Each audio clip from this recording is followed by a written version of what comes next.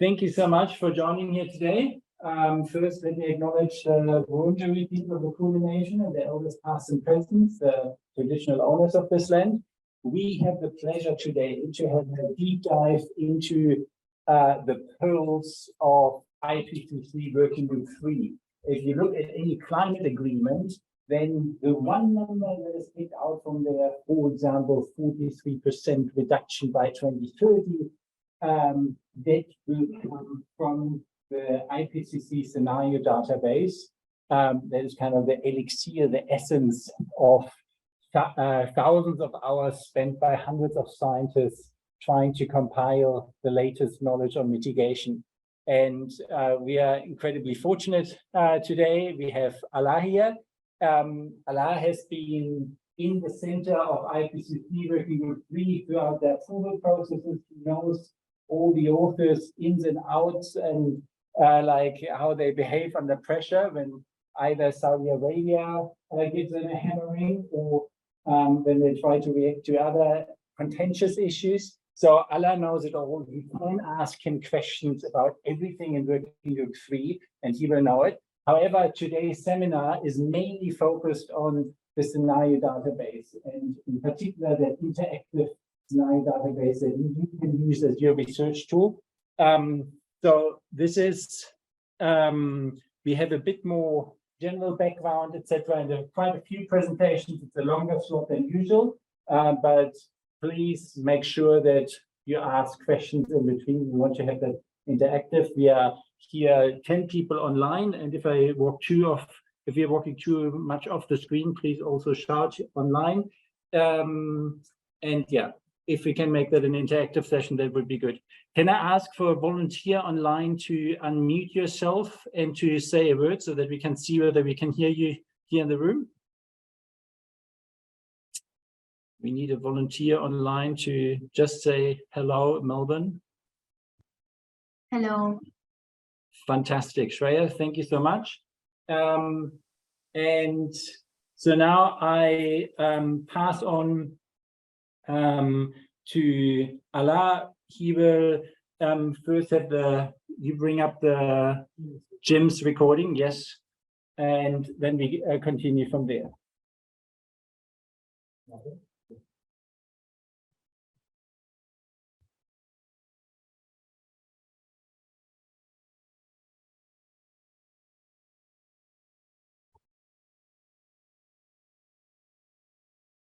And share screen.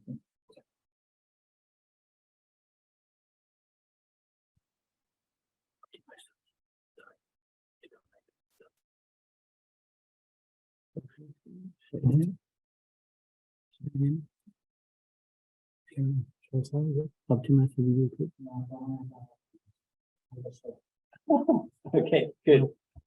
We have the experts here. Very good. Well, good morning, good afternoon, good evening, wherever we are at the moment. And I'm Jim Skee. I'm one of the two co-chairs of IPCC Working Group 3, and I'm very pleased to be asked to just say a few words at the beginning of this webinar on the AR6 Scenarios database. And I'd like to start by doing a big thank you for everybody who put this set of webinars together, especially Ala Al-Kurdaji from the Working Group 3 Technical Support Unit. It's important because scenarios play a very big role in IPCC Working Group 3 reports. And I think we'll probably speak most here about the specific role of the global integrated assessment models, which effectively face two ways. And on the one side, they point towards emission pathways, what happens in the atmosphere. In that way, they connect to Working Group 1 from IPCC on the physical science. But on the other hand, they point towards mitigation pathways, the specific changes in underlying systems such as energy, land use, transport, urban infrastructure. That's the job of the sectoral chapters within IPCC Working Group 3. So they face two directions and they play a really important bridging role. And one thing I'd like to flag up from this particular cycle, the 6th assessment cycle of IPCC, is just the exemplary collaboration between Working Groups 1 and Working Group 3 communities on the issue of scenarios. And I'm sure we'll be getting onto the specific issue of climate emulators or reduced complexity climate models. And I think we're particularly pleased to see Malte Meinshausen here from Working Group 1, who's really part of that bridge. It's also really important for IPCC that we have transparency around the scenarios we assess. I just emphasise there are no IPCC scenarios. There are scenarios produced by the communities that are subject to an IPCC assessment. And from the point of view of transparency, I'd particularly like to welcome the Task Group on Data, TG Data, and they've really helped IPCC along by introducing the FAIR principles that will help us with transparency, and which I'm sure we'll hear more about. I'd like to note that curated scenarios databases have actually been around since the 5th assessment cycle. We've had separate databases for the 5th cycle, the special report on 1.5, and now the 6th assessment cycle. And these scenario databases have been put together as a result of agreements between the Working Group 3 co-chairs, the Integrated Assessment Modelling Consortium, and the International Institute for Applied Systems Analysis in Austria. And EASA actually curates and looks after these databases. And I may say also looks after specific databases for individual model intercomparison projects. So very clear, there's a difference between what is IPCC's role in this and what belongs to the community. So the community produces the scenarios and curates them, and IPCC then has the capacity to assess them. Now, the databases are really important because they allow for subsequent reanalysis of the published scenarios and databases, and that can be very creative. It allows for a whole new stream of secondary research that takes place outside the IPCC assessments, and we can only encourage that kind of activity because it will feed into later assessments. One thing to say about the novelty in the AR6 database, because of transparency, much more emphasis on input assumptions and a much more formalized vetting process to make sure that scenarios are compatible with historic trends as well. And what I would finally say, the other value of having the database and the ability to reanalyze is it can provide for constructive critique of the scenario construction and development process. And this can only enhance future research and future scenario and model development. Now, IPCC actually thinks scenarios are so important, it is running a big workshop in Bangkok at the end of April, which was strongly and enthusiastically supported by IPCC governments. And what that workshop will be doing about thinking the way that IPCC might build an architecture around its scenarios in the future, but also think about some of the processes and the way that IPCC interacts with the community. So from that point of view, this webinar is really, really timely. I'd really like to commend it to you and really hope that this is a very productive short period of time for learning about the scenarios database. So my best wishes for the rest of the webinar. And big thank you to Jim Ski. Now, you have a lot of windows open. Yeah, this one. Okay. Yeah. I might have shared them. So that was Jim Ski, for those of you who don't know. Now I'm going to do I'm just a little bit of free band here, but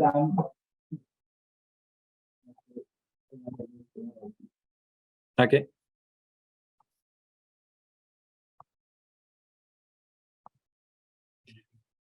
Thank you. So I'm just here, the pre-band, the actual music plays later here, but I'm just giving you a little bit of the context of the scenarios and also what Working Group 1 does. However, I must first acknowledge the huge community effort where there have been several people involved, and one of them who crunched all the scenarios multiple times for days in and nights out sits here in the room, Jared. Jared crunched all the 2,000 scenarios, and then the vetted subset of 1,700, and then the vetted subset of just 1,200 multiple times. And so he knows from the overnight calls about, hey, we have a little mistake here, we have to crunch it again. So there's Jared. There's also Zebedee, who is currently on leave but comes back soon. There's Ed Yasa, there's Jamo, there's Ed Bias, who we have a little presentation later from, and hundreds of hours from lots and lots of people behind the scenes. So there has been a lot of effort going into it, both on the climate side and then, of course, on all the vetting side in Working Group 3. Before I give you the little bit of background, this is part of a series of events, IPCC outreach events, which IPCC focused on after the publication of the big assessment report, and here particularly on the scenario database. So here, today's event is the one for Australia. A few days ago, there was the one in New Zealand, and then there's Africa coming next, Asia, Latin America, North America. So we can feel blessed that we are here, the Australia outreach event. And by the way, for anybody who wants to poach the brain and all the wisdom from Allah here, talk to him later. He has some roots in Australia and is happy to hear about any offers. First, a little bit what Working Group 1 does. Working Group 1 worked with roughly only 9 scenarios, and Working Group 3 worked with 2,000 and 1,200 scenarios. So you can see there's a bit of mismatch. Why does Working Group 1 work only with very few scenarios? Well, of course, because Working Group 1 wants to run the big system, Earth system climate models, and they are very computationally expensive to run. Not that the integrated assessment models these days wouldn't be expensive, but they're still a little bit of an order of magnitude different. So if you want to run a big climate model, then you can only run a limited subset of scenarios. And then we have here this classical diagram of the socioeconomic scenario families that you might be familiar with: sustainability, middle of the road, regional viability, etc. And then here, the mitigation level. The further you go down, the more you reduce emissions. And in some of these socioeconomic futures, it's easier than others. And Working Group 3 also focused on a number of so-called IMP scenarios, illustrative mitigation pathways, that were mostly here categorized as part of SSP2. So again, this is the meager set of scenarios from Working Group 1, the climate folks. And one particular thing is here that the lowest scenario, SSP 119, that gets a lot of policy attention, is the only one that stays around 1.5 degrees, which you can argue, many government delegations argue this is the target of the Paris Agreement. Some others say, well, it's also 2 degrees, that is China, etc. And we have that discussion going on at the moment again. But here, the policy relevant bits in terms of mitigation really play out in this lower space here. However, Working Group 3 is populating that space with lots more scenarios. Again, the Earth system models take these few scenarios here, crunch them, and here when I just plot the full range of their responses, you can see in the highest scenario, we shoot up with temperatures even up to 15 degrees or something. Hopefully not policy relevant. And this is, remember this plot and contrast it to some other plots, and then you will appreciate the beauty of the other plots even more. So this is one of the more ugly Working Group 1 plots.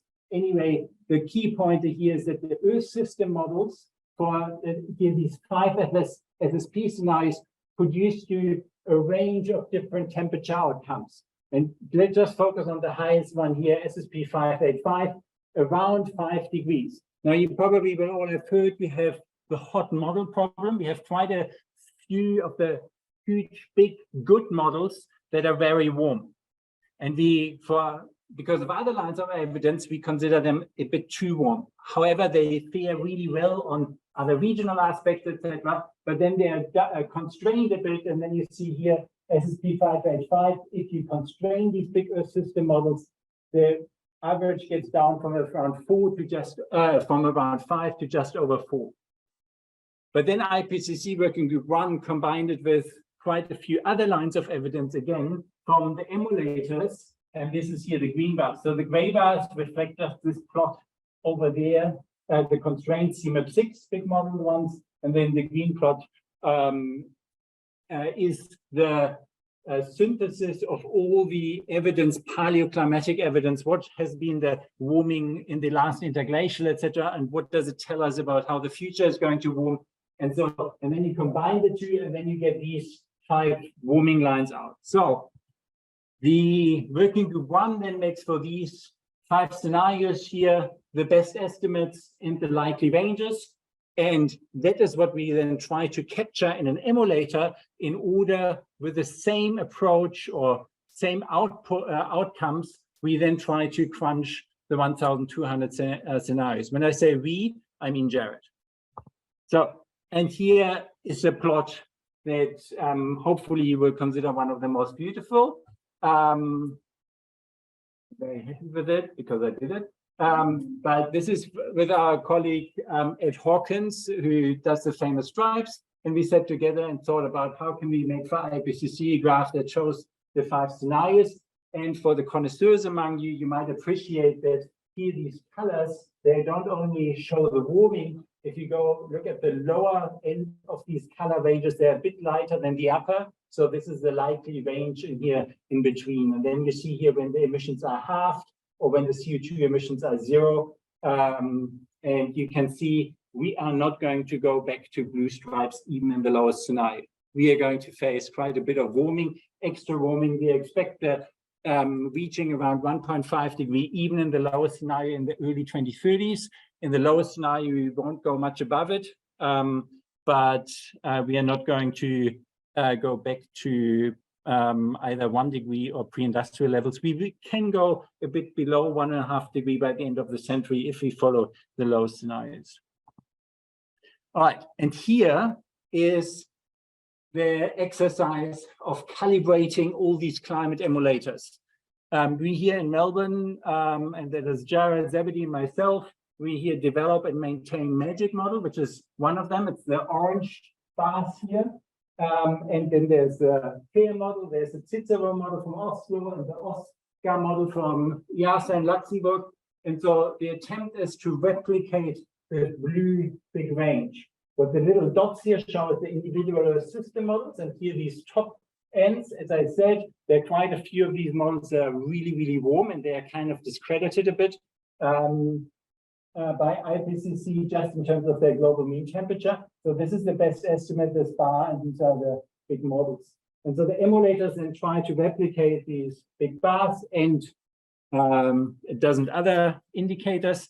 And that was quite successful. And that was probably for the first time in IPCC that such an effort by Working Group 1 together with Working Group 3 has been done to really systematically calibrate these emulators so that they can then be used in Working Group 3 to assess the thousands of scenarios. And that is, for example, a Working Group 3 plot planned for months in ahead of the approval session. No, it was one of the plots that was just asked for by governments and then was done during the approval session. But here, what you see here is the individual SSP scenarios that Working Group 1 looks at, and then all the other scenarios that Working Group 3 looks at. You see here both these ranges that are the so-called scenario categories, C1, C2, C3, C4. C1 being the roughly 1.5 degree pathways, C3 being roughly the 2 degree pathways, C2 being the high overshoot 1.5 degree pathways. And then what I mentioned before, you have also these INP scenarios, which are the illustrative mitigation pathways, which are single pathways, but looking at very specific high bioenergy BECCS scenario or high renewable scenario, low demand scenario, etc., etc. And there you see the temperature.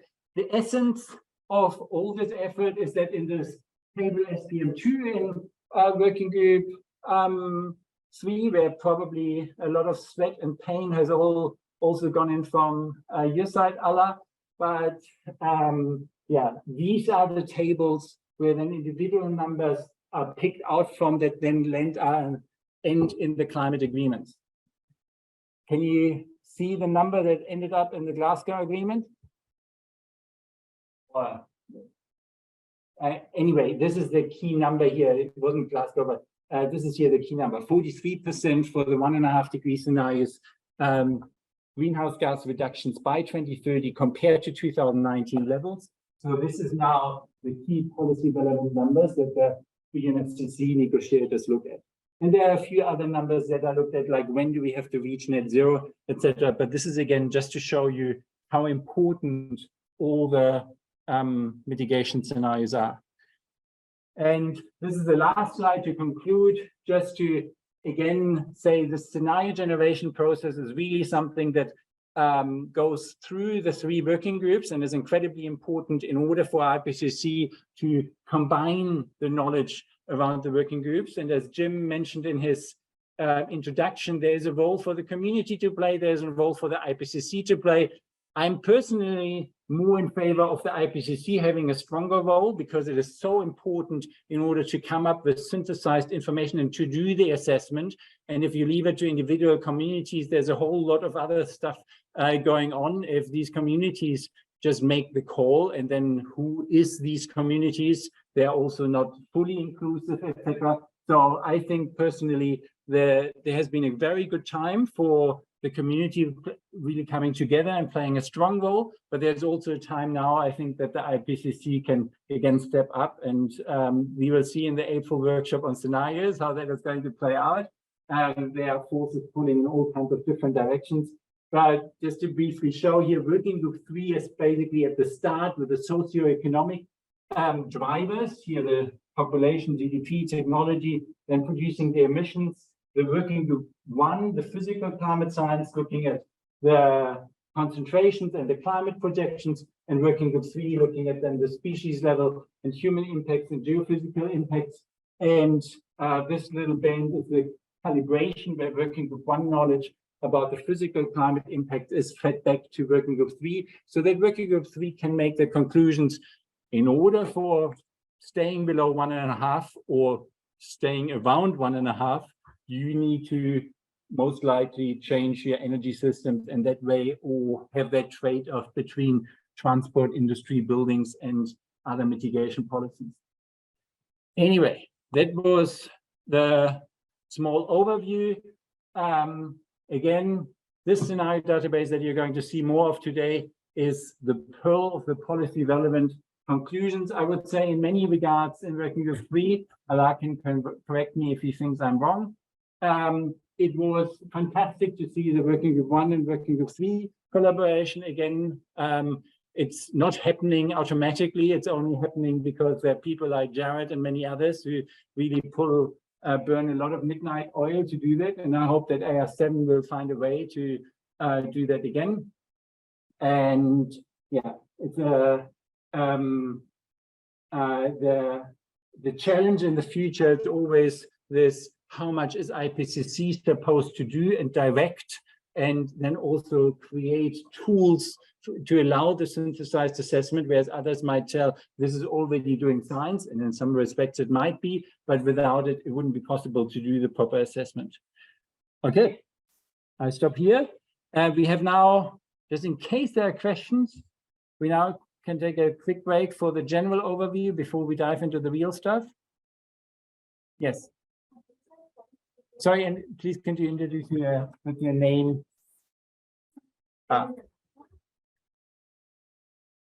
And you even get a microphone.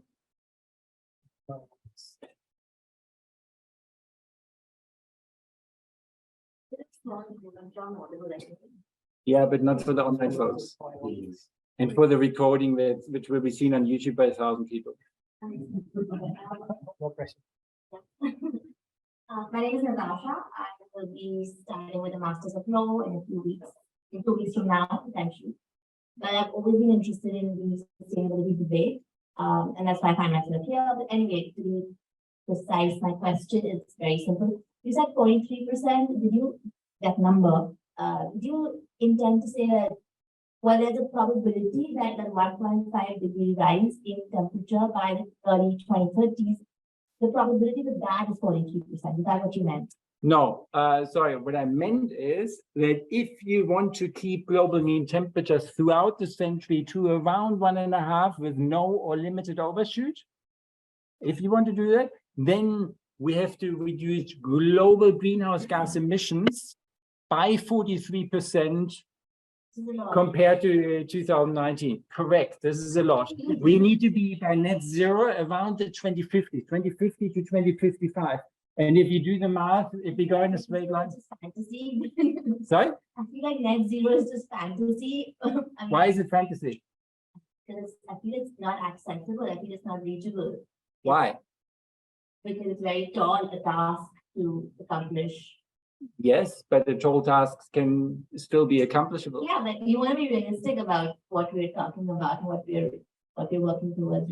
But anyway. But facing the climate impacts is also a huge task. So you have to make up kind of the mind. And there are huge benefits coming from lots of things that we can do in order to get to net zero. So it's not that mitigation is only burden, it's also the avoidance of the burden on the climate impact side. And so on a slightly related note, someone I know and someone I do consider in some high regard says that, well, the whole climate change, problem, it rather than focusing too much on, like, completely on, mitigating climate change and looking at, temperatures rising not that much, what our efforts should be directed towards is really living with it, is really like making systems, processes, like the whole ecosystem to really work in this grave scenario. I mean, there's no denying it's grave. It is, I mean, climate change is not something we want to be happy about or we want to just make do with it. But I feel like, I mean, this person feels like that developing systems which can help us really sort of live through or like work our way through it is a better approach. So what do you say to that? Really, this is voice. No. Please have stimulating debate, and your question is fantastic because it is directly at the center of a big debate in international negotiations, also in the synthesis report that we are now doing. If I'm not standing here, I'm going through thousands and thousands of review comments, and you see exactly those comments. Adaptation has to come first. We had so much focus on mitigation. It's really about adaptation, and we need to focus on it. And I would say, and we try to humbly say it in the IPCC, well, you have a lot of limits to adaptation. And because you have limits to adaptation, your best way to avoid the most disastrous effects is not adaptation, is mitigation.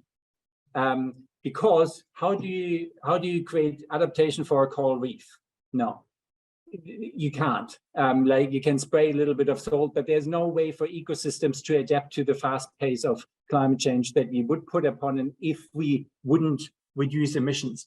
For human systems, in particular for vulnerable people, it is absolutely essential that we have a lot of adaptation resources. And there's no question about it, but we still like here in a relatively highly developed country like Australia, how do you adapt to bushfires? How do you adapt to 10 years of drought or even stronger droughts? Yes, you can build desalination plants, but there's so many limits to adaptation that you can't adapt yourself out of the problem. So our only way to hold climate change is go to net zero emissions. There's no way around it.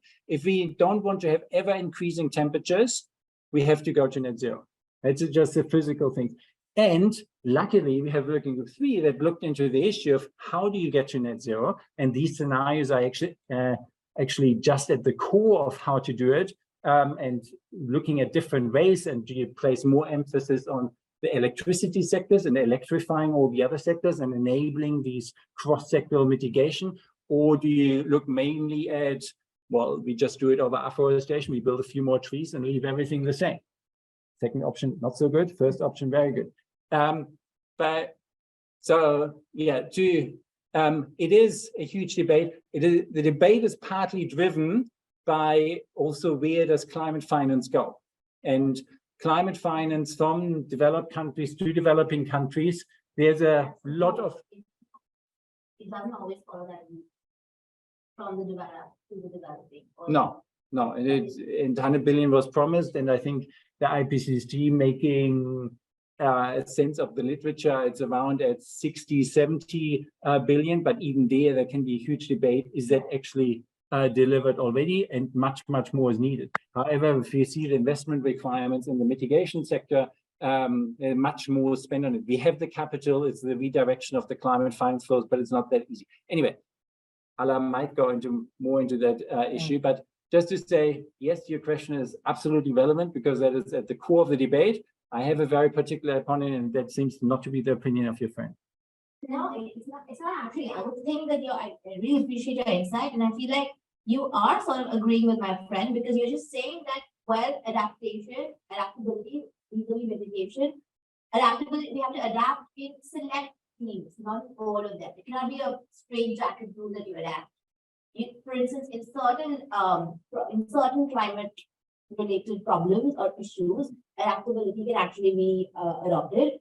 I mean, adaptability can be adapted, but in certain others, there's no way around it but to mitigate. I think that's what my takeaway from what you said.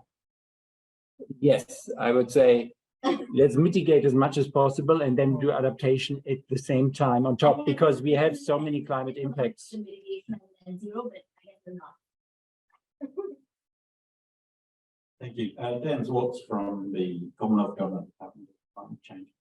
Can I just inquire about your view that the IPCC should be more involved in scenario generation? First, to test what level of the IPCC you're thinking of there. You're talking about agreement of all the countries on the panel, which is always difficult, or are you talking at a more technical level, such as the Bureau or amongst the author groups? And perhaps can you also comment on evolving it to another more technical body, such as the World Climate Research Program? World Climate Research Program, I would say, is not the best panel because it's not so much entrenched with the socioeconomic stuff. It's more the climate modeling side. And then the people like working with three people would balk a bit and say, hey, no, this is the one community. We have the IAMC, the International Integrated Assessment Modeling Consortium, which took over the helm from IPCC in the 2007 or something. But for example, we had in 2001, we had the IPCC special report on emission scenarios. And that was, again, pulling from the literature, but there was much more an IPCC-driven pathways. And then due to a confluence of interest, there was a formation of the IMC consortium and said, no, we do it. And then we had huge fights in Nordweigerhardt, for example, in 2007 about the definition, which is the lowest scenario. And then we have these panel sessions, and it's a hugely policy relevant decision, whether it's SSP 2.6 or 3.2, that was the decision back then in Nordweigerhardt, or whether there's a 119 scenario. So having this immensely policy relevant decision, what is the span of the scenarios, which ones are picked, etc., is, yes, of course, we have some plenary discussions in IPCC about how to later do them, but there's so much work beforehand going in the community that they set the train on the wrong tracks, then there's very little that the IPCC consortium could do. But I would hope that Ala, and certainly Jim Ski would have a different opinion, he always has a different opinion than I do, but that you can also shed some more lights on your perspective on this rather hot potato issue. And be aware that you're talking to government delegates here. I know. Yes. Yeah, I think what you said, yeah, that's right. The ownership of scenario generation moved from IPCC to the research community in 2007. And that's basically because there was a lot of attention to the IPCC generating these standards. Moving ahead, I think this will be debated in the IPCC scenarios workshop, which will take place in April. My understanding and my sense from the wider community and the government delegation that how things are now, that is, the research community continue to generate these scenarios, would make the negotiation process much more easier because IPCC is synthesizing these scenarios rather than generating them. If we generate them, that might open the door during negotiation for delegation to request changes be done by the IPCC, might make the approval process, as you well know, much more challenging. I'm not sure if we're on the same page anymore. I don't know. I feel like we are in the same sphere a little bit, but yeah. No. And what you say is pointing to the fact that after IPCC SIS report, the government delegates said IPCC, you're not going to look into mitigation scenarios. It was the only way out that the community takes over and shields that process a little bit from the government influence on saying, no, we are also looking at mitigation scenarios. And by the way, it's a community-driven process and you government delegates can't tell us anything. So it was really, really important to have that step done. It is really a balance of, yes, you don't want to have an approval session with Saudi Arabia and other countries there, or having to have unisono approval of what is your lowest mitigation scenario. On the other hand, on the definition of the scenarios, one would hope to have a bit more, obviously, influence. So I think it is a subject for open debate, but I would love to hear your opinion. Yeah, look, it's not something I think it's an issue that you raised, so I haven't been thinking about a great deal, but the idea of it is the scenario direction is so important in each assessment cycle that maybe not so much a special report, but at least a separate product at the beginning of each cycle to be prepared by experts and then approved in one way by the panel. So one of the things that also being kind of debated in the background in the working group 3 sphere is adopting an approach similar to CIMA, where there are grand research questions that the CIMA community develop and motivate the research community to contribute to these maps to address these research questions, kind of focus the research community efforts in a certain direction. So that's actually one of the themes that will be discussed during the scenarios. The IMC could take a more active role in directing the research community in discussion with experts, with IPCC colleagues, and so on, about what are these grand research questions that could be focused on. On the other hand, to my understanding, the COVID from the CIMA colleagues took a while to be approved, and it was a bit too late to be included in their working group on assessment. My collection, yeah. So there are pros and cons. You know, there is good aspects for the kind of centralized process to some extent, but this could slow down the process as well. And just getting ahead to what I'm going to speak about later is one advantage of having kind of organized efforts centrally could be you have more diversity of models, more representation of the solution space if you have kind of centralized organization of these efforts as opposed to just collecting what's available in the literature. That's something I'll talk about. Thank you. Now I see myself multiple times on the screen. Fantastic. And for those of you online, you will see Alaa here on the podium in a second. Any questions from the people online?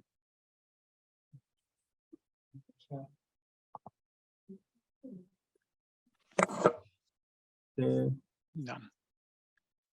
No? No. Raise your hand or just unmute yourself and speak. I hear. Any questions online? No. Or Dichen, did you have a question? You're unmuted? No. Okay. We have the recorded presentation.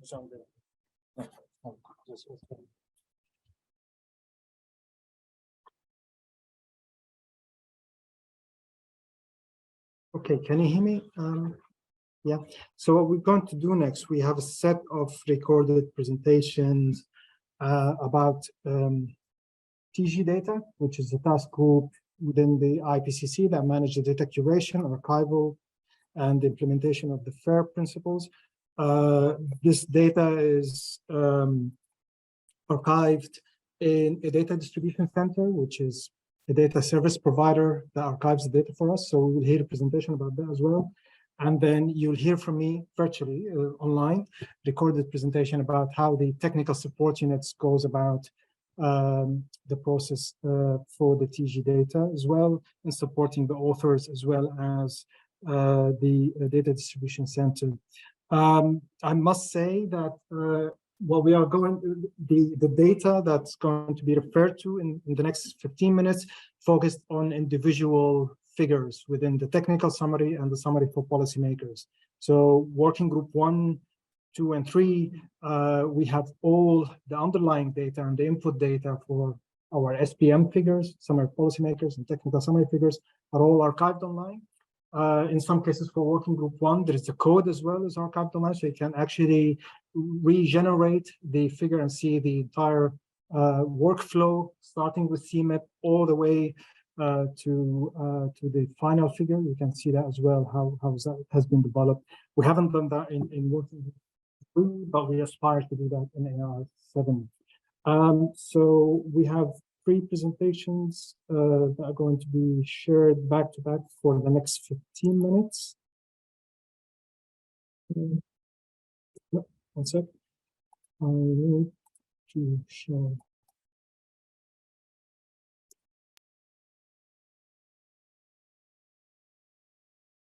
WR, I co-chair with.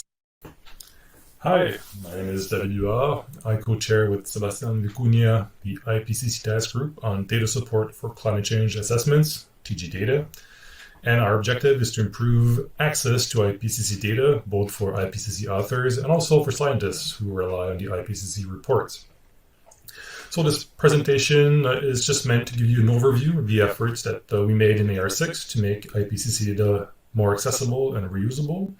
And the work relies heavily on the IPCC data distribution centers, so the DDC, and the technical support units from all 3 working groups. So I'll just be introducing TG data briefly, and then Adam will present the DDC and its data curation activities, followed by Ala, the role played by the working group 3 TSU. So the task group on data support for climate change assessments was created in 2019, and it takes over from the previous task group on data and scenario support for impact and climate analysis. So this previous group was created in 1997 to provide regional climate change information, and it published various guidelines on socioeconomic scenarios, greenhouse gas scenarios, sea level scenarios, and also statistical downscaling. Now, TG data is focused less on creating these types of guidance material and more on data access and reusability.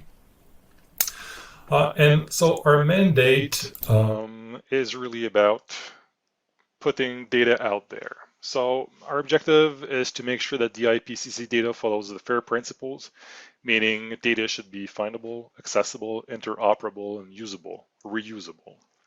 This applies both to the data assessed by authors as to the data created by authors to prepare graphics and tables within the report. And so to achieve this, we've been working with the DDC, a network of institutions that generously contribute their expertise in data creation to the IPCC. And one of the reasons why we want to do this is that there's an enormous amount of work that goes into the report and its review. Just to give you an example, in AR6, over 180,000 comments were collected for the first and second drafts of the 3 working groups. And each and every one of these comments was given a response. So really the data that analyze all of this deserves to be highlighted and made available so it can be used as a starting point for further research and analysis.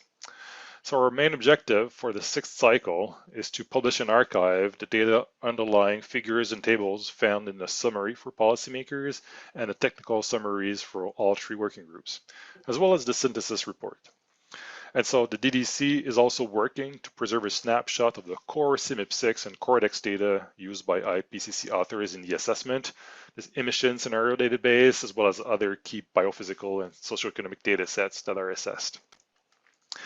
And so archiving and publishing those data sets requires an enormous amount of work and coordination distributed among AR6 authors themselves, the technical support staff, and the data distribution centers. And so now I'll let Adam present the DDC and its data curation activities. Thanks. Hi, I'm Adam Millward from Metadata Works, and welcome to my talk on the IPCC Data Distribution Centre. So to support the most important decisions of our generation, governments, journalists and citizen groups all need access to credible, relevant data on the causes, impacts and effective mitigation strategies for climate change. An enormous amount of data is generated for climate change research, and it's an incredibly valuable asset. So distributing and preserving that data ensures the full value of the data is maximised, and that's what the DDC is all about. In terms of our history, well, we know that trust, openness and transparency are fundamental tenets of the IPCC activities. So the DDC was established in 1997 to ensure the provenance and traceability of all of that data and to ensure it would be high quality and accessible to researchers across the world. They've also been established to support the provision of data and to provide tools and guidance for all the IPCC authors, editors and coordinators during each assessment cycle. In terms of our principles, we sign up to the FAIR data principles. So it's all about findable, accessible, interoperable and reusable data. And I'd encourage you to come and read some of the documentation we've got around that. We also sign up to the trust principles around data preservation within data environments. We sign up to DataCite's principles around digital object identifiers and archival. So what does that look like in the real world? Well, it's all about traceability, credit and preservation. So if we're looking at one of the assessment reports at the moment, let's say the summary for policymakers for Working Group 3, there'll be a number of different graphics. And let's say that figure SPM4, which is all about global GHG emissions, was interesting and we wanted to dive into a little bit more detail. We can then transfer over to the IPCC data catalogue and we can go and explore the data itself that supports those final figures. So there's 4 different panels, there's 4 different data sets. We can go and download them, explore them and understand the context of that data. That final figure data is an analysis of other data, other source data. And so that final figure data references those different sources. So the catalogue also then provides the traceability and credit for those different sources, such as the IASA data or the Copernicus data as well. And all of this ensures that the data is preserved effectively so that it conforms to the principles of fairness, findable, accessibility, interoperability and reusability. In addition to providing the data catalogue and all of those preservation services, the DDC offers a support desk for the public so they can come and ask questions, and there's an interface to the DDC team, and they can also interface with authors and editors and coordinators through that platform. We've got a really good customer satisfaction rating through that capability.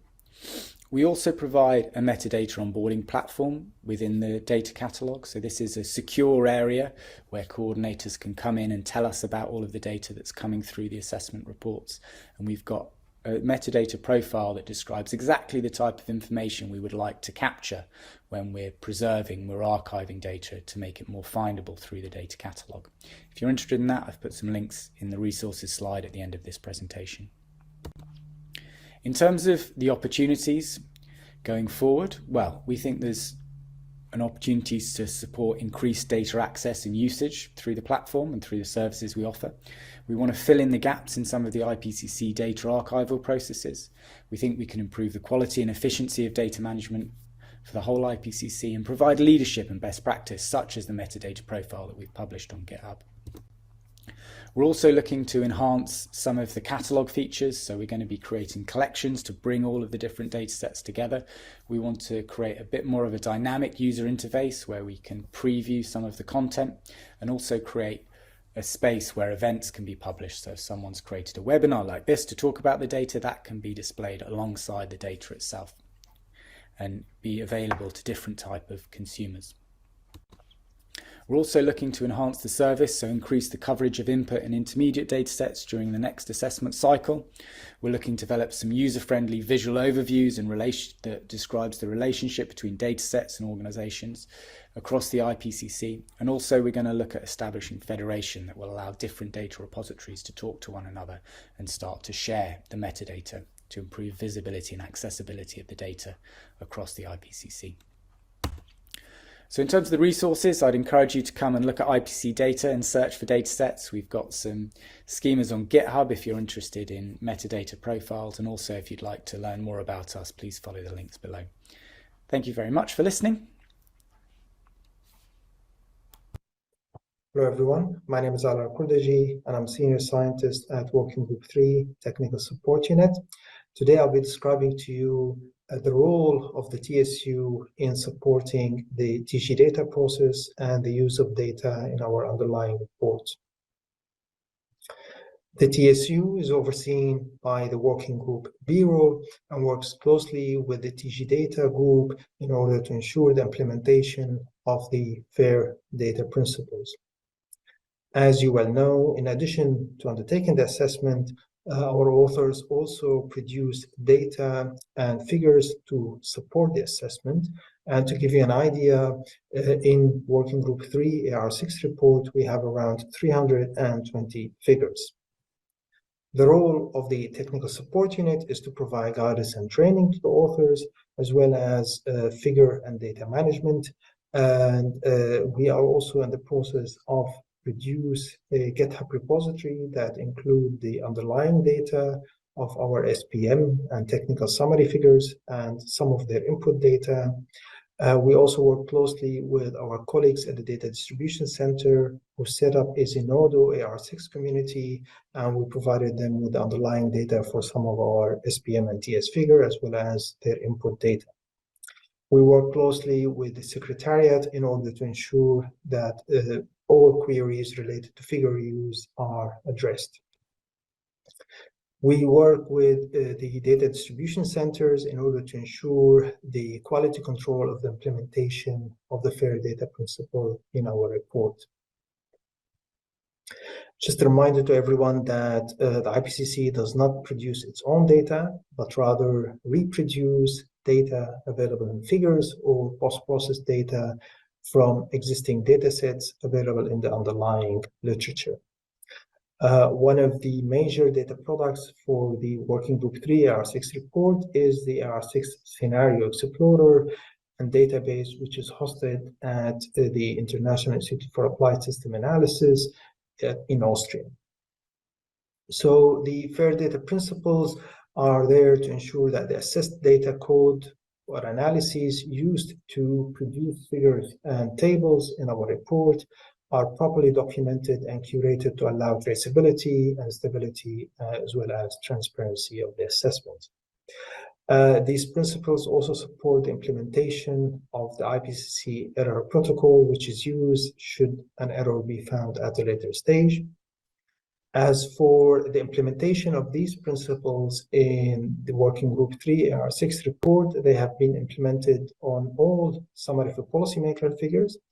They have also been implemented on the technical summary figures and some of the input data sets for these figures. You can find all archived data for the AR6 assessment in the AR6 data catalog, which I provide the link for here. As for Working Group 3, SPM and technical summary data and figures, they can be found available in the Metadata Works Data Distribution Center catalog, which I provide the link for here as well. And for each of these figures, we do not only provide the data, but also the metadata, the abstract and citation, as well as information on the derivation of the underlying data and the recommended figure citation. And as I mentioned earlier, we worked closely with our colleagues in the DDC on the providing data for the Zenodo AR6 community. In terms of licensing, IPCC post-process data and figure data are distributed under a Creative Commons Attribution license, as long as this does not infringe the interest of relevant license holders. We made this recommendation in order to facilitate the reuse of the data both in research by practitioner, the media, and users more broadly. In terms of copyrights, the IPCC assessment product, be it text, logos, maps, or electronic downloads, is a property of the IPCC, are protected by intellectual property laws. You may download, copy material for personal and non-commercial use. A limited number of the figures or short excerpt of the report can be reproduced for books, for instance, and there is no charge for this use as long as the original source is properly acknowledged with full citation, be it the chapter or the SPM, and full legend. Any queries regarding reproducing IPCC material can be submitted to the IPCC Secretariat. So to summarize, the AR6 established TG Data in order to strengthen the collaboration between the DDC and the TSU on the implementation of the FAIR data principle for the first time in the IPCC. Now that we are in the last few months of the AR6 assessment cycle, TG Data will be debriefing on the experience in the AR6 with the DDC, TSU, as well as authors to provide recommendation for future cycle. And this is a key step for the implementation of the FAIR principles immediately at the start of the next assessment cycle with a strong collaboration across all parties, as well as establishing a direct link between contacts in the TSU, DDC, and TG Data from the start. Thank you. Thank you. Hello, online. Now, brief window for questions. Do you have any brief questions on the data that I get?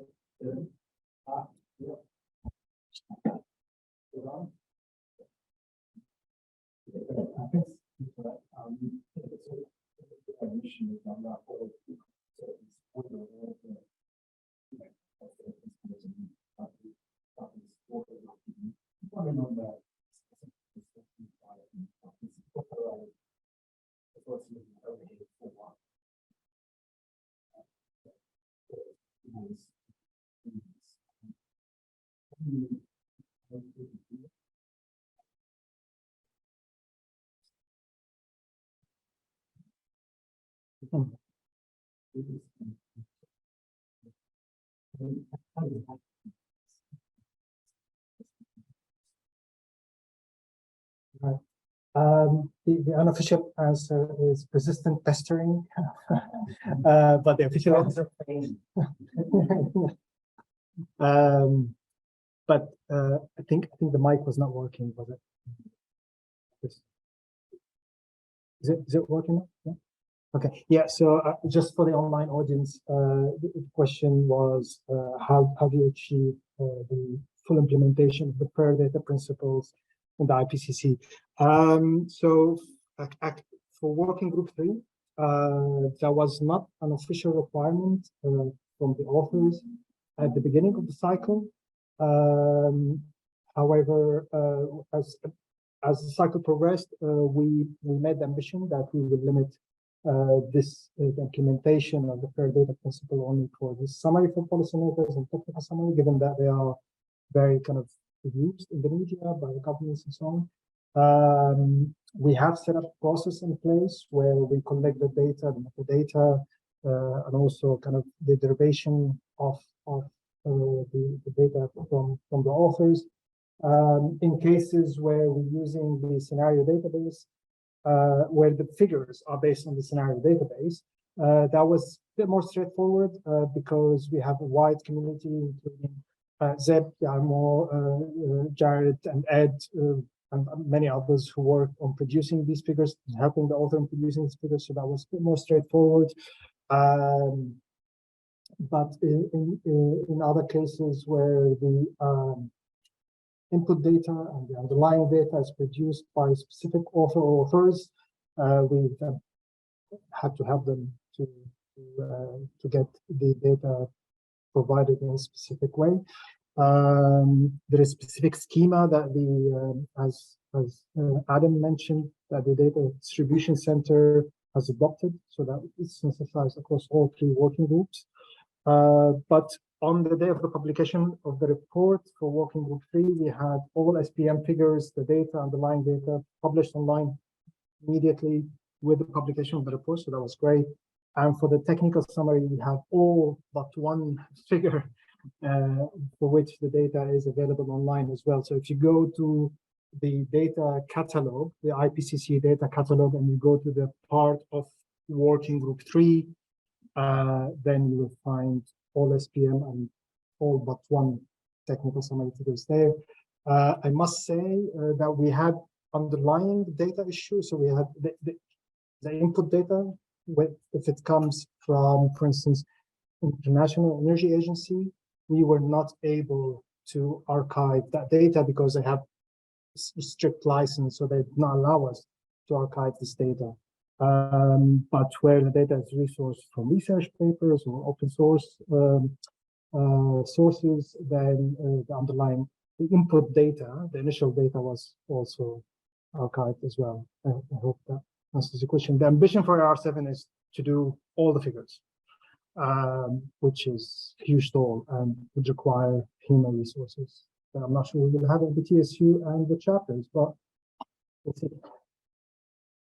We were definitely told, and we were right from the start, every figure will need to have data and code. In the end, it didn't quite work out that way, but I was thinking, asking Jared and that we could be just over the one figure that I can look in.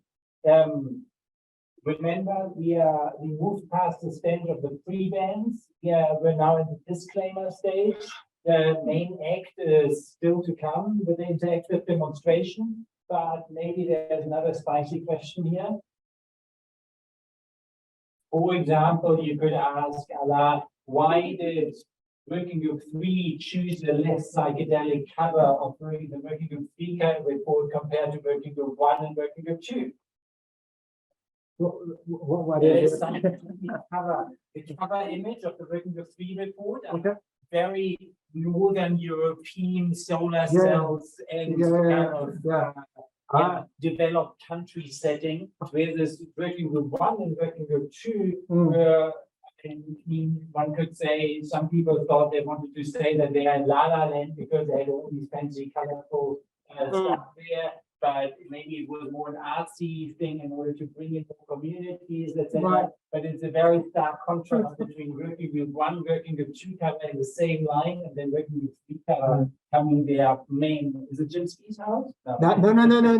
So Jimsky is one of the co-chairs. It's not his house. It's actually a village in Scotland, and Jimsky is from Scotland. But that was by coincidence. Fortunately, I can't answer your question. That's the choice of our comms manager, who left the TSU a while ago. So probably you won't get an answer to the question, but we can coordinate better in AR7. Now I should be friendly with Jimsky because we agree on a lot of that things, and since it's going to be viewed by 1,000 watchers, but unless there are more questions, yes, and Yes. just for everyone. I think we'll briefly introduce yourself.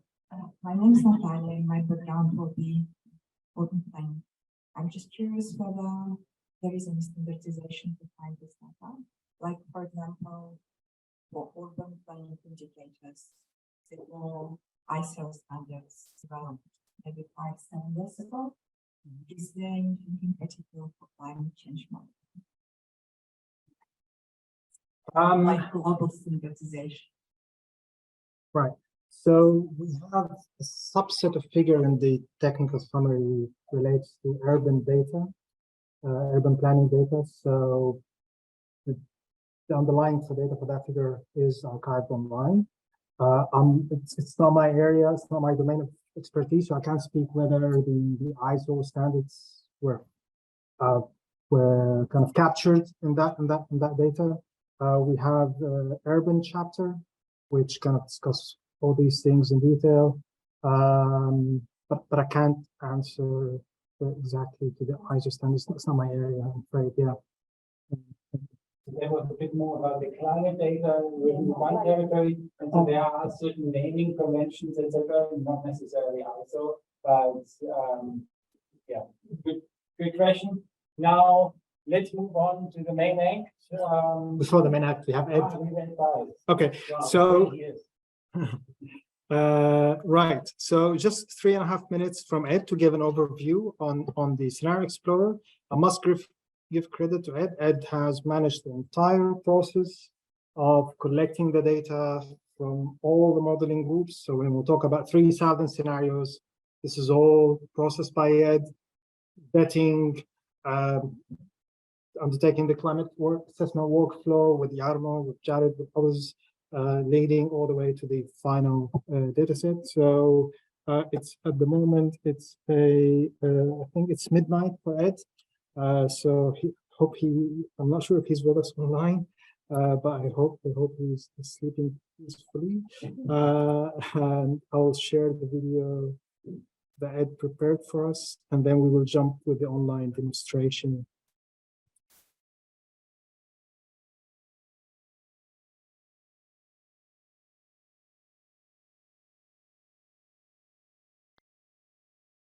I hope they don't understand it now better.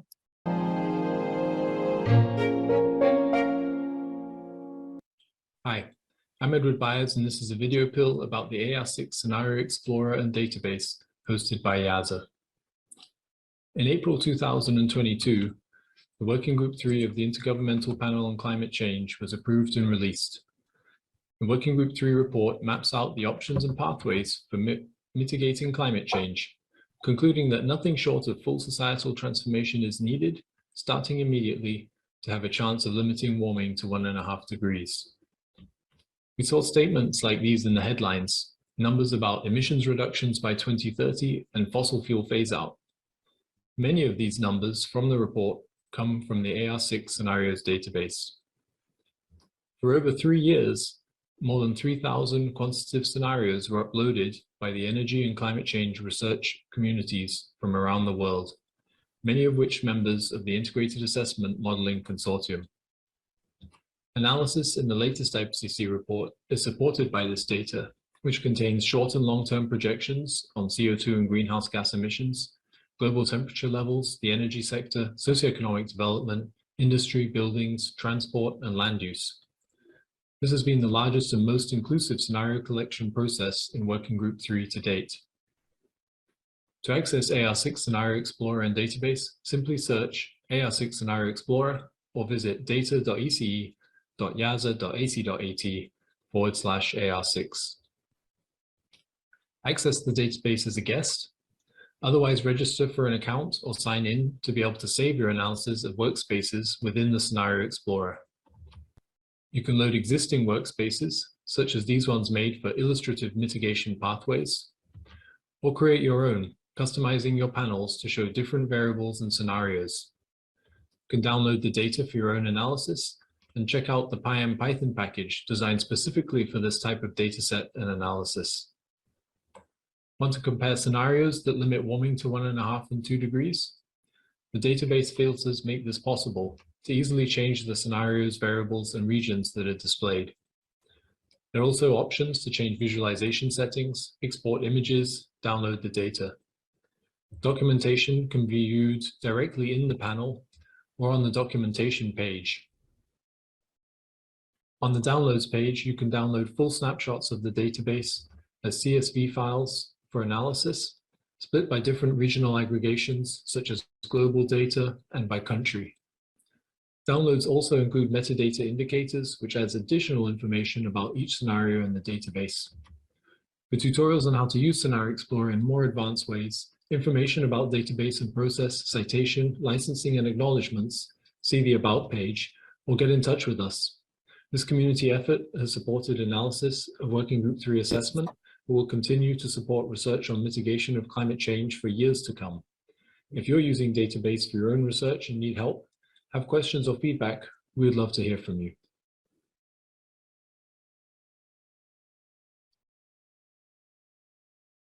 Okay, and now is the tutorial that Ed was referring to. So thanks very much, everyone, for bearing with us. Okay, so as I said, we will now do the demonstration. Initially, we envisaged this will be kind of hands-on, so you guys will follow me step by step what I'm doing. But what Ed and I realized through a couple of practices that this will slow down the system too much, and the performance will kind of will that have. So we don't want to be working on the same workspace. I'll show you what a workspace is in a second. We don't want to be working on the same workspace as together. So please, if you have signed on and you're logged on and trying to replicate what I'm doing, please don't. Right, okay, just quick overview. So again, thanks to colleagues at EASA who created the Explorer, which we'll be looking at now. And thanks to Ed and many other colleagues also at EASA who collected the data, managed the entire process for 3 years.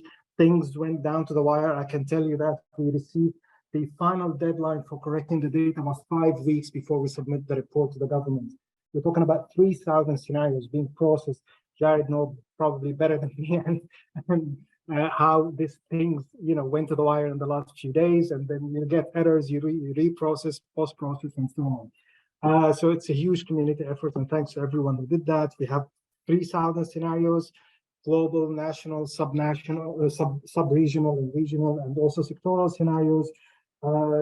We have more than 100 scenarios never contributed to 100 models have never contributed to IPCC. Processed before contributed in AR6, and that's about 5-fold increase in the number of models that contribute to the assessment process. So yeah, huge community effort. Just a little bit, couple of words before I delve in. I didn't want to put this in slide format, just to kind of because you've seen a lot of slides already.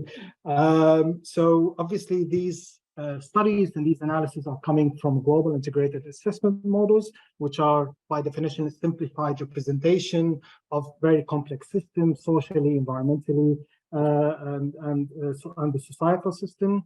They are globally consistent. They capture the main emissions from energy and the land use sectors. But also we need to bear in mind that they rest on differing assumptions, differing socioeconomic assumptions, but also different technological assumptions, how these technologies in terms of costs and in terms of learning rates, they evolve over time.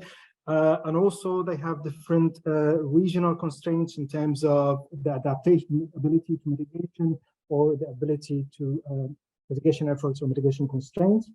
They do lack these global models. They do lack the granularity of national and regional aspects because again, they are trying to capture things on the global level. And the way that these models solve is least cost optimization. So with that in mind, it's important to not use these global results on the national level directly. They cannot be treated as national targets. The finding of these models cannot be treated as national targets directly. They need to kind of understand the limitation in terms of capturing national characteristics or regional characteristics. So this is on the global models. The other aspects I want to talk about very briefly as well is a scenario database. Obviously, this is a collection of multi intercomparison projects, multi-individual modeling runs as well. And as you will see, the models won't agree because, as I say, there are different underlying assumptions, baseline data, and so on, which is not a bad thing because it kind of shows diversity of the solutions that we have. But it's very important to note, as we recognize in the underlying report, this is not a statistical sample of the solution space, right? So not all possible solutions were modeled in the underlying literature, and not everything modeled in the underlying literature was submitted to the database. So it's very important to note that it doesn't cover the entire uncertainty range. We can't cover the entire uncertainty range in this database. Some models have higher representation than others, and hence they influence the summary statistic of these results. Some model intercomparison projects were geared to answer specific question as well. So again, this kind of also might influence the summary statistic of these reports or of the results from the scenario database. Right. So with that in mind, that's kind of what the vice chair, working group 3 vice chair Andy Reisinger called health warning before you delve into this data. So we have developed for this part of the workshop or the webinar, we've developed 2 workspaces. And workspaces, you can think about it as a kind of a dashboard that contain multiple plots focused on specific variable or focused on a specific region or a combination of both. So here, as you can see, for instance, this is when you log in to the AR6 scenario database. Here we have multiple open access workspaces. There is this one here, the 1.5 C, low or no overshoot, Oceania. This is what we developed for this webinar today. We have similar one developed for Europe, and we have prepared if you log in, if you have an account and log in to the homepage of the Explorer, you will see also there are specific characteristics of what we call illustrative mitigation pathways. So illustrative mitigation pathways in working group 3 are a subset of 9 scenarios that illustrate certain characteristics, be it high penetration of renewable energy or low demand, and what are the implications of these specific characteristics in terms of maintaining the level of warming to certain temperature by the end of the century, or in terms of the trajectory of emissions globally, but also sectorally and regionally. So why these workspaces are important? Because hopefully after today, you will start using the Explorer. You can create your own workspace, which you can collaborate with others within your team to have multiple plots that illustrate, again, specific results for specific region. And you can always, whenever there is an update to the data, you can always update these plots with the press of a button. So it's a very good way to create a workspace as a dashboard to collaborate within the work team, but also to keep some results handy when you need them. So the first workspace we are going to look at is this workspace here, 1.5C low or no overshoot. I'm not going to open it. I have it opened already. So when you click open on the workspace, then we have pre-prepared multiple plots for this workspace. Look at specific results. In fact, sorry, before I delve into the workspace, I'm not sure how to do the registration. Sorry. So one step back. Right.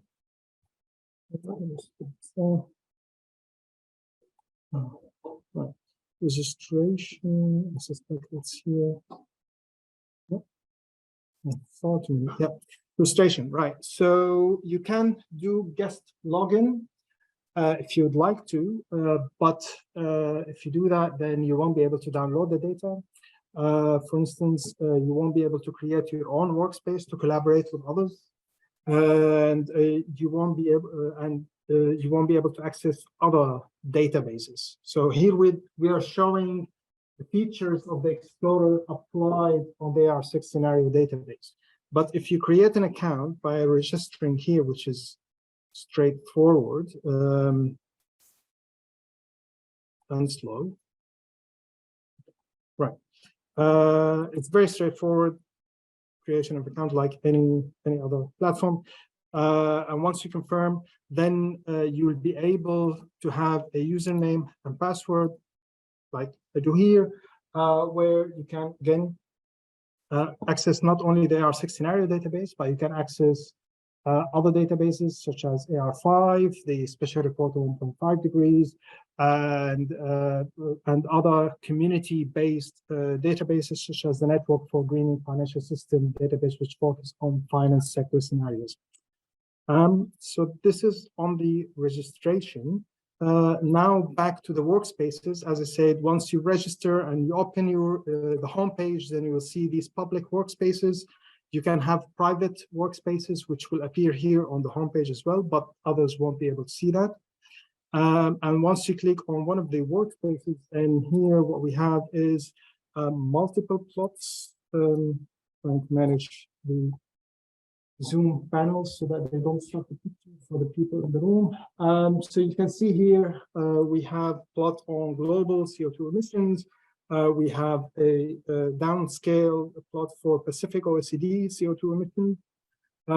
You can see, for instance, here is the number of scenarios here is much larger than the number of scenarios for the specific region. So not all models capture all regions for all variables. You can also see, for instance, there are the historical emissions on the global level are kind of aligned, while there is more variability on the regional level, again, because different models assume different regional baseline trends.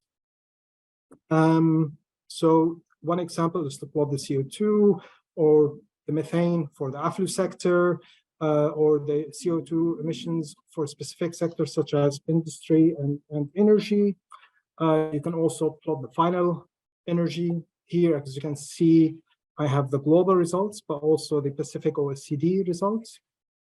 And also we have, for instance, the carbon sequestration variables such as carbon capture and storage.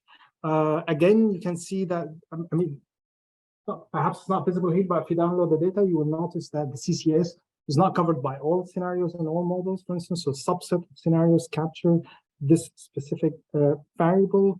There are also the carbon dioxide removal measures, such as direct air capture. This is captured by less number of models, or enhanced weathering, for instance, or biomass with carbon capture and storage, and so on. You can also plot underlying assumptions. So one of the underlying assumptions that goes into these studies is the GDP, or goes into the model runs is the GDP. And you can also, as I will show you later, step by step, you don't need to only do these spaghetti diagrams. You could do also multiple bar charts or stacked bar charts as well. So this is kind of an overview of Workspace. So you can develop something similar of the variables that will be of interest for you and for the team. If we look at one of the panels, then you can see here we have the selection of scenarios. And here what we selected is the category 1 scenarios, which are the scenarios, as Martin alluded to, that are focused on limiting warming to 1.5 degrees with no or limited overshoots. So this is a subset of the database. We have the variable CO2 emissions, and then here the region is the world. So these are the kind of the key components for the plot itself. For instance, what we can do now is, if I click on the region, we can change the region here from a world to, if I deselect the world, then you have here a list of the different regions, regional disaggregation in our report. So we have the global is obviously one region, but we have different regional disaggregation. R10 are referring to region, R10, R5, and R6, which aggregate the results differently. And you can go through Annex 2 of our report to understand the different regional disaggregation. For instance, if I go here to R10, I can change this plot to North America. And you can see here, for instance, it is primarily United States of America and Canada. Why we use the word primarily? Because some models is baked into it that Mexico is actually included in North America. So if the underlying model is you know, if you have baked into it Mexico and can be changed, then this kind of makes its way through to the results. So I'm going to select North America. And then I'm going to press apply. So that updates the data from the global to only this specific region emissions. You can go to the options tab at the top, and instead of world, I can do North America.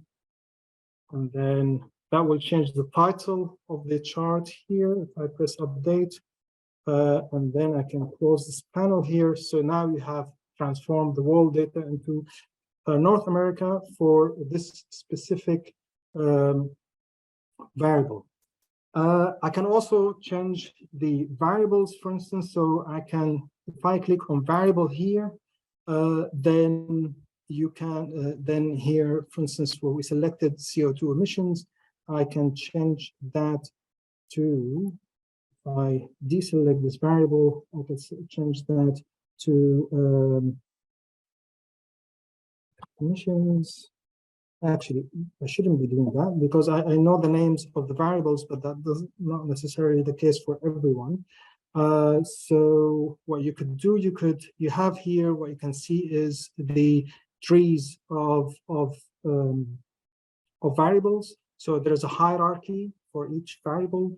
So for instance, if you press on emissions, then black carbon, then you have here other emissions, but I'm interested in other pollutants. I'm interested in CO2, and I'm interested in energy and industrial processes. So as you can see, you can follow the tree from the emissions to the pollutant and then to the subsector or the sector, and then I can press apply, and that will change the data. And obviously what I need to do is to also change pipe energy and industrial processes. Okay.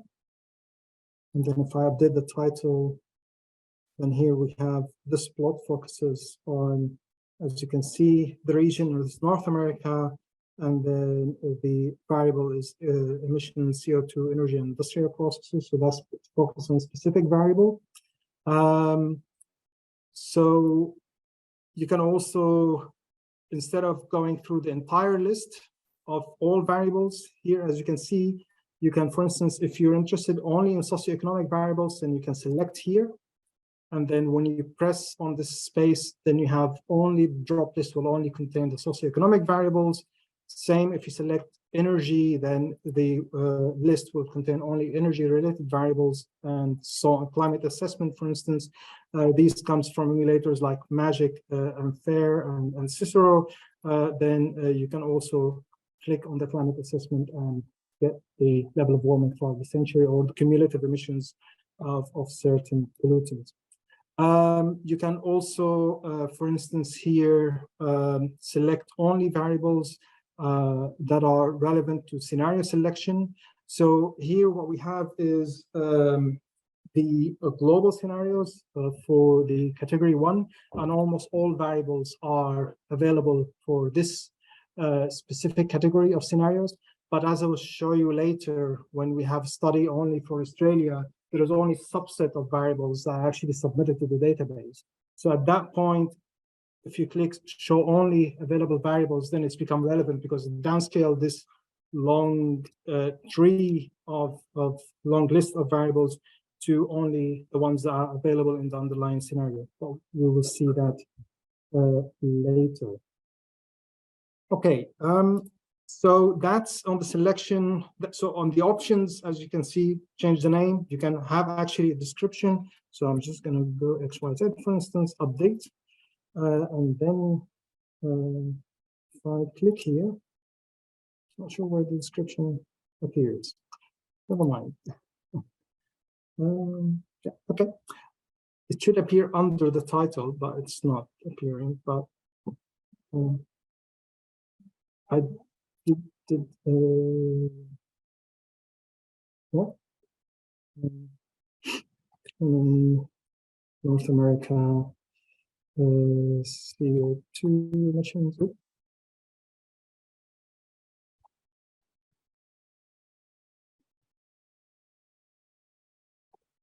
Okay, update. That should appear there. So the apply only if you change the data or the region. The update is for the options. It's not appearing there. I'm not sure. We'll make sure that the online, we will send instructions afterward. We'll make sure that this is included in the instructions. Right. So we went through data selection. So that's selecting the variable, regional selection, and then also the options. What we can do next is look at the visualization. So the visualization options are included in this bar here, or in this set of buttons here. So we starting with the first one. If you would like to have a legend of all scenarios included, then obviously in this case we have far too many scenarios, so the legend will be way too big.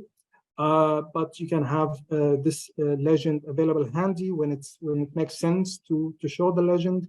You can also highlight specific scenarios. So if I want to highlight GCAM RMAC 35 and 8, please don't ask me what does that mean.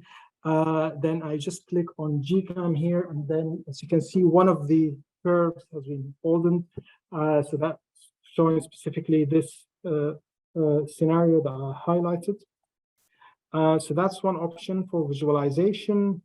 Another option here, we have this plot is linear, which is selected here by default, but you can also change this plot to a bar chart. So if I click on bar, which wouldn't make sense, and when you have spaghetti diagram, it wouldn't make sense to have all these bars, but in some cases, as I will show later, it does make sense.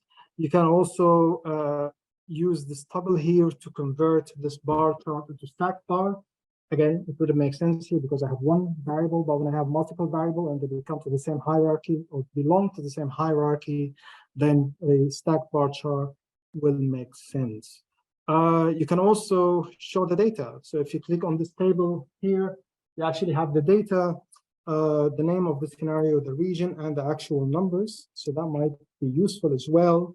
I'm going to change this back to linear. And you can download the data here. So, so if I click on this button, you can download the Excel format from PNG and so on. You can save this plot as, so this is downloading the plot as photo. So you can use this button for that. You can also copy embedded panel to HTML. So if you have a website in which you want to embed this figure, you can use this function here. You can also, here what we have, one option is the panel documentation. So as part of the data collection, we ask all the modeling group to submit the documentation, underlying documentation for the scenario design, but also for the model. Not all of them submitted at the same level of detail, we must admit, but we have a lot of documentation available in the database here. So if I click on the documentation, then this will pull out the specific documentation behind this figure in terms of the scenarios. So in this case, the AIM did not submit documentation for this particular variable, I suspect, but the C-roads, for instance, here, they did submit some documentation. You have the scenarios documentation as well. The CD-link, for instance, here is this coming from specific research paper. So you have the link for the specific research paper. If you go there, then they have a detailed documentation of the scenario. I mean, the good thing about submitting this kind of research to journals now is that they are requiring the underlying data for the methodology for everything included in the paper. And then the region, North America, yeah. This is subdescriptive, and then that's a variable. You can minimize and maximize. So if I press maximize here, let me go back and pull out the documentation. If I maximize, then I have a bigger, and then you can minimize, and so on. So I think, and then the last feature, which I will talk about now, is clone. Right. So we have all these linear plots for different variables. For instance, you have put a lot of effort in selecting which scenario you want. You have put a lot of efforts in selecting the variables and the region, and you don't want to restart that from scratch. So for instance, if I press add time series panel, you can see why I don't want anyone else to work on this workspace.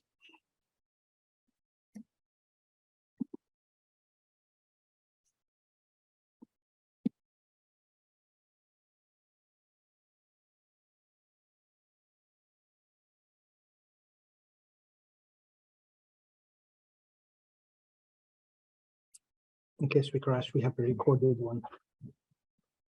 Hopefully we won't.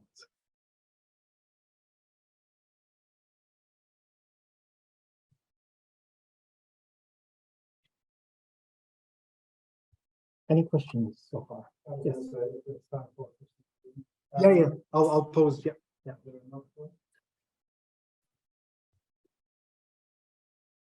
Just a question on, for example, the data on CCS. CCS plays a role in every global scenario. If that data is not available, is that because that scenario has not provided that data to it? But it should be within the scenario itself. It's just not supplied to you. CCS, as you said, it's not. I would be surprised if the scenario did not submit CCS. If the data is not available, it's not submitted by the scenario itself, by the scenario team itself. It means that it hasn't been analyzed in the underlying study, because we asked them, when you submitted a data for a specific model run, then it has to be linked to a publicly available study. So in case they don't capture it, they won't be submitted. But CCS is, for instance, more fancy stuff like enhanced weathering, as you've seen, probably a very small subset of model runs have submitted enhanced weathering. So this is where, for instance, if you download the actual data, then you will see the time series empty for a lot of scenarios in this case. Yes. I have a very similar question. So, in exploring scenario database, you find occasionally, especially when you want to disaggregate a sector, that the number of scenarios that provides information reduces. And then, of course, you're left with the fear that what you see in that selection sounds isn't representative of, so say you're looking at one scenarios and you want to segregate down to a sector, you produce the number there. Do you or the users of the creators of the Explorer have a form of words that describes that, you know, the I guess, you know, you want to start any statement on that by saying in this subset of C1 scenarios that included data for this segregation, and then say something. But is there any other satisfactory way to describe it? Yeah, I mean, you cannot submit scenario unless you have at least, if I recall correctly, 85 key variables included in the global study. So that these are important to capture the entire system space, if you will, with different sectors. There are, I think, additional 200 variables, desirable variables that major models have submitted, but not all. And then there are additional variables. So I guess the formal word from the IPCC side and from the data collection run by Ed and others is there are minimum number of variables that need to be submitted, be it on emissions or socioeconomic, sectoral, technological variables that need to be submitted for the scenario to be accepted as part of the entire database. And then there are key variables as well for any scenario to undergo the climate assessment. So that key pollutants must be included in the scenario so that either you run the climate assessment using the climate emulator on the scenario itself, or you follow the process of infilling and harmonization. Well, always we do the harmonization, but in some cases you do the infilling to be able to run the scenario through the climate assessment pipeline. Yeah, so yeah, the short answer, there are key variables that are necessary to do the required minimum assessment in the report. Yeah, as people submit.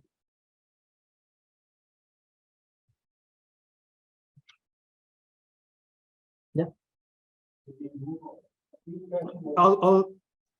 So I'll just do one more thing, and then we'll just to finish this thought that I have.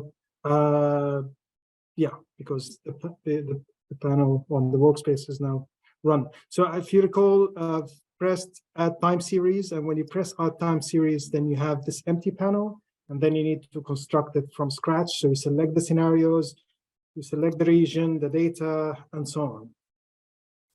but that might be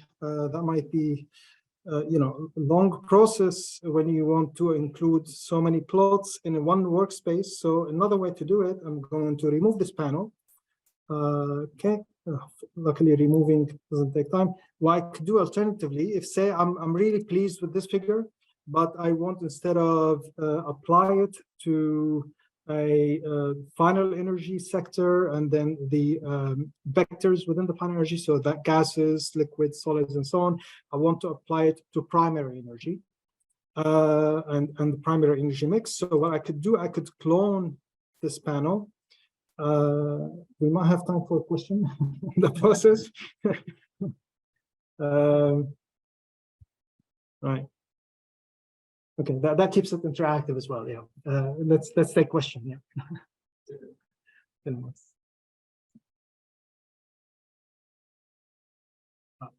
Thanks. I've got two, I think, potentially related questions. If you could any briefly explain what PIAM is and does, and What's PIAM? PIAM, like I am? Yeah. And they're actually a API for this database. Hmm. Yeah, so PIAM is the API, it's a Python-based API, and you can.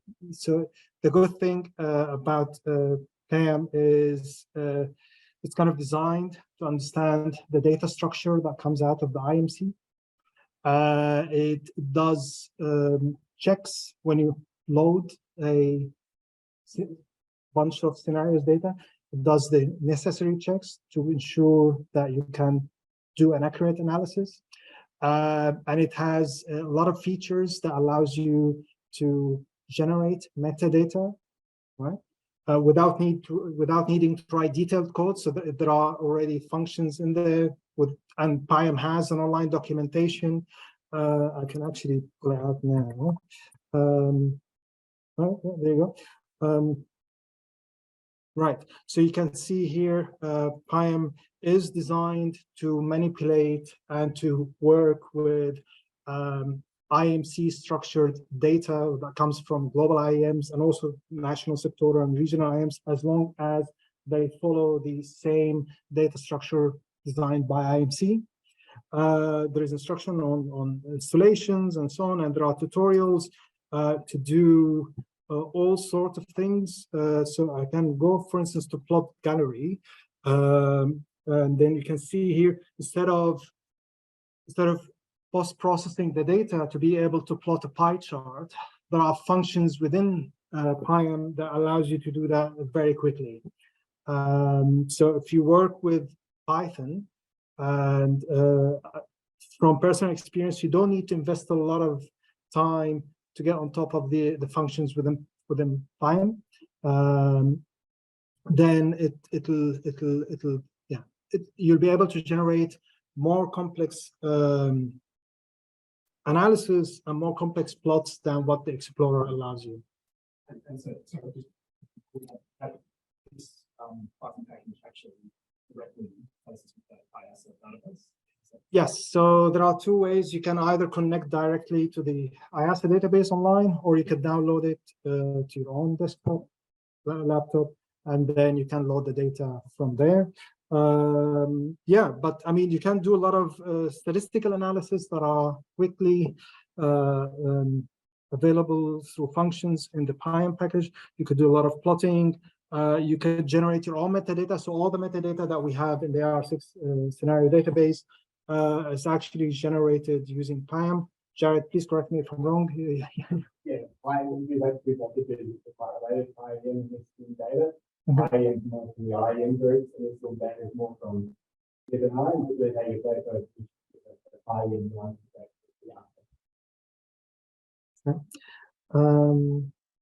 Yeah. I think. Yeah. Any follow-up question on that? Or? Right. Okay. Right. Okay. Let me finish this the workspace here. So as you remember, I kind of cloned this plot here. What I could do now is, for instance, change the range. So one thing I'm going to, so one step back, these two plots are identical. The only difference is that the time series here is shorter.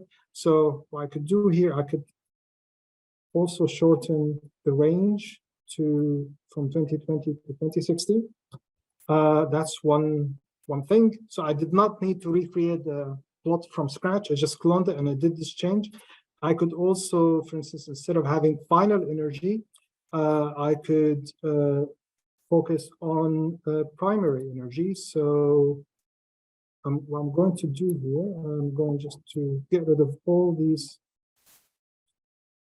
variables. I'm going to select energy variables only. I'm going to go, so by selecting energy variable here, I'm focused only on one subset of variable. And then here, I'm going just to do this quickly. I would like to have biomass. No, actually, what I'm going to do, biomass, coal, also total you can have with and without CCS.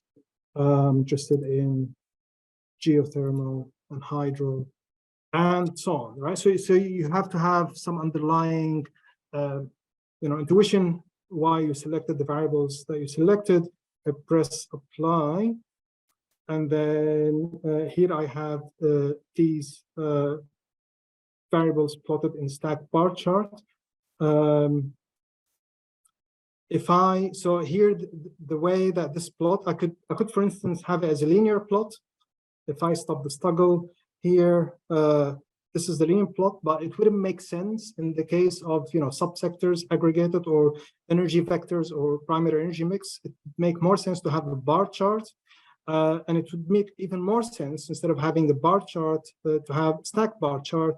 So that shows you the distribution throughout the time period we have. So yeah, I'm supposed to pause here for questions and answers and then move to the next workspace. And I'm also conscious of time. Yeah. We have planned 10 minutes left, but we'll see. Questions?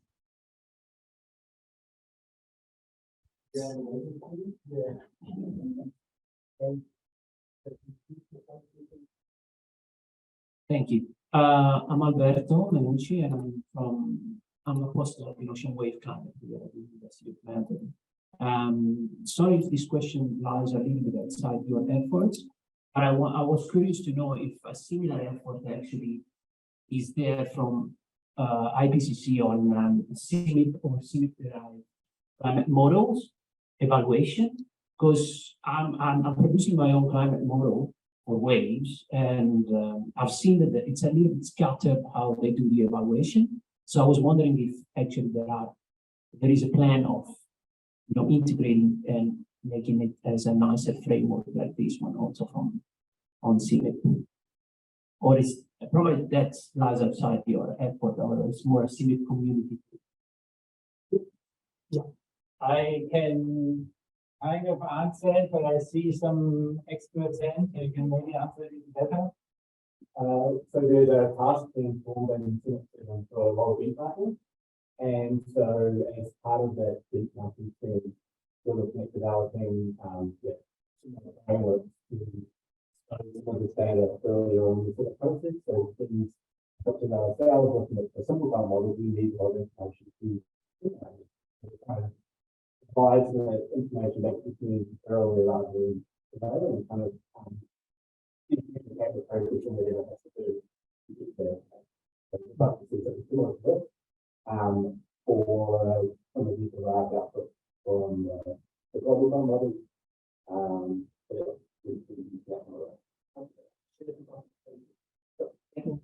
And just to add, as part of Working Group 1, board also produced the World Atlas, which has all the data, underlying data in Working Group 1, almost all underlying data in Working Group 1 available in the World Atlas. But that's kind of fixed data. That's not living data. That's just what came out of Working Group 1 reports as well. You can speak better about that later. Yeah, it was a new effort by Working Group One to put some of the climate data in a nice Working Group One atlas out there. There's a lot to be wished for in terms of interactivity, and that it updates to the latest CMAP 6 data or in the future CMAP 7 data, etc. And lots of the architecture. Again, Jared can talk more about this. One thing though, since we're speaking about the IPCC Working Group One atlas that comes in nice blue colors and an IPCC logo, it has an outreach for people thinking, wow, there's IPCC presenting with the curated data. If you look at this website. All right, I was going to pull out the atlas so that, you know. No, just go back to this one. If a lay person looks at this, there is an advantage of not seeing the IPCC logo, but there's also a big disadvantage. It seems IASA, IMC, AR6, there's nowhere even a mentioning of IPCC. So in the next assessment cycle, and this is a fantastically powerful research tool, bring the communities together, having all the integrated assessment model groups, a lot of European projects use that, etc. And as IASA, I would of course be very happy. And as IMC, I also would be very happy. Likewise. As IPCC, I would say, and for the larger outreach for the community buy-in, etc., for even strong communities, why not take a snapshot of this that was primarily used here, the better 1,200 scenarios, and produce an IPCC branded interface so that IPCC has more to show. Of course, it requires some governments to open their pockets in order to make that possible. And you get here a lot of initiative out of, hey, this is our own branding, and say, therefore you can take on that initiative. But for the future, I would say we need more IPCC branded data outputs and dynamic, useful, and the world is screaming for that data and wants to have that. Please say about it. All right, okay. Put me on spot. Okay, right. So I think the word. There's also an IASA head on, so. No, I'm sticking to IPCC hat now. Right. So the main reason is that this is not an IPCC data, right? This is a research community data. Hence, there is a agreement between the co-chairs of Working Group 3. I'm sounding too bureaucratic now. Working Group 3 co-chairs and IASA and the IMC for them to manage this process and process it. You could as well produce, as you said, you could, okay, let's take this data, we assess it and use a brand new explorer. Not sure IMC and colleagues at IASA will think about this competition.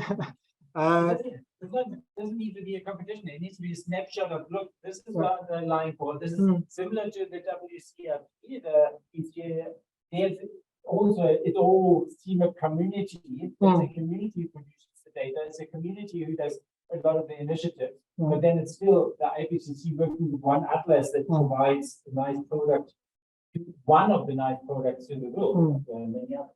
Yeah, I mean, that would be a good recommendation for AR7.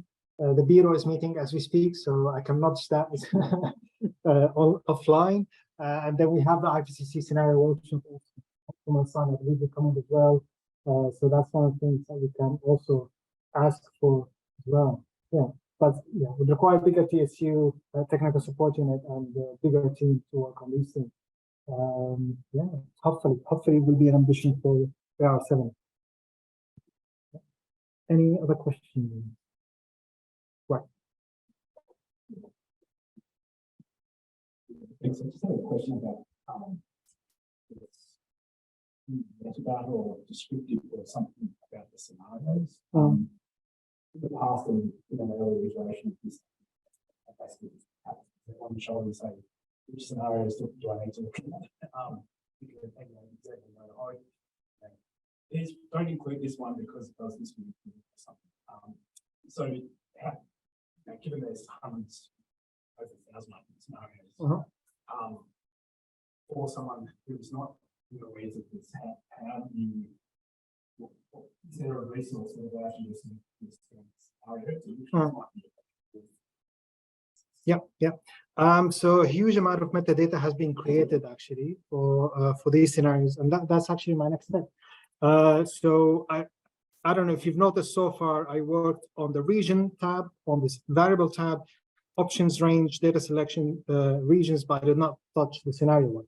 So if you go to the scenario one, then here, first of all, the first filter is, are you talking about global scenarios, national, subnational, and so on, or sectoral? So that's the first filtration. So as part of producing the database, there is a separate metadata has been produced, and this separate metadata either submitted by the scenario team or computed by Ed and colleagues as part of the process.